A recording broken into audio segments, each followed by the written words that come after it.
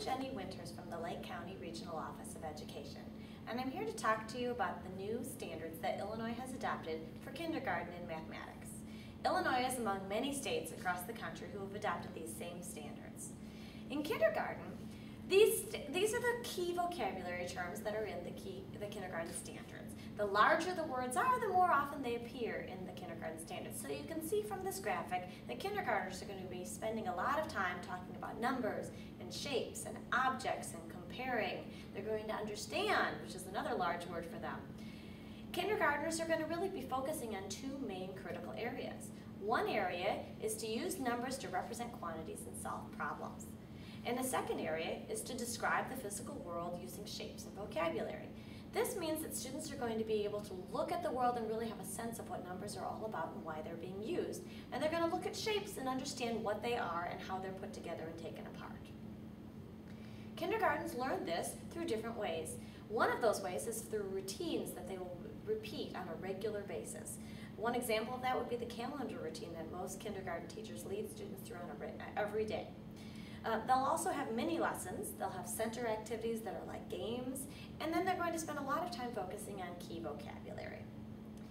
The content emphases that kindergartners will have include counting. There are actually 7 counting standards because there are so many different aspects to counting. Not only will they count from 1 to 100, but they'll be able to start counting from any given number. So we could say start counting at 27, and they'll go from there, 28, 29, 30.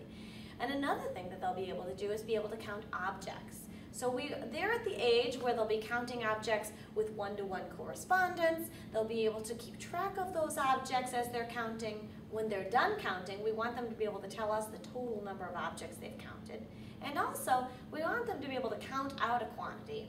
For example, you may ask your child to go get you 5 napkins so they can count out that quantity and bring you that exact amount. Or go get 5 forks. Setting the table is a really excellent activity for kindergartners to practice in real-life situations. Another thing they're going to focus their time on is measurable attributes. So they'll look at objects and think about, what could I measure? Could I measure how long it is, or how wide it is, or how much it weighs, but I wouldn't be able to measure its color.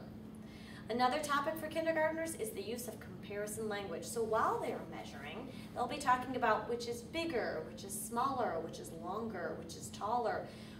We want to use the words tallest, longest, so that they can describe and sort the objects that they're comparing.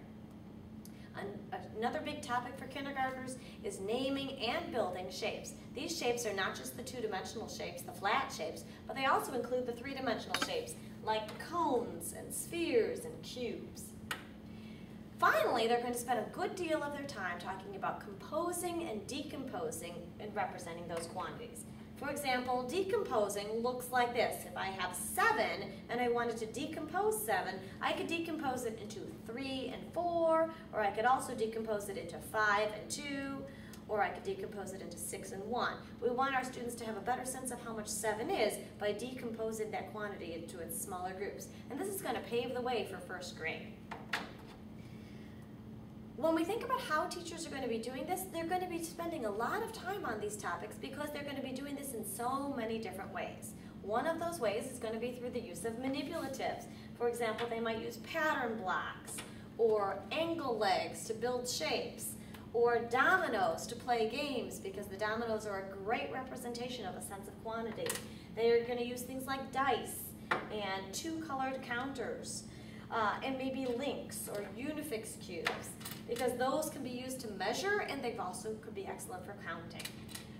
The other thing that they're going to be using out of those manipulatives is pictures. So pictures are a little bit more, you can't move the pictures, but they're going to be able to look at those pictures and maybe build manipulative models based on those pictures, or be able to find this written symbol that represents that picture or represents that manipulative model.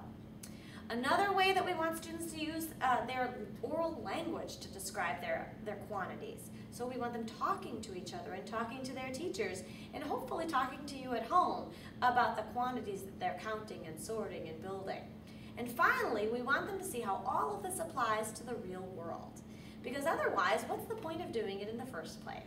So you're going to be seeing your students learning so much in kindergarten, and hopefully you're going to be just as excited about the transition to the new standards as your child's teachers.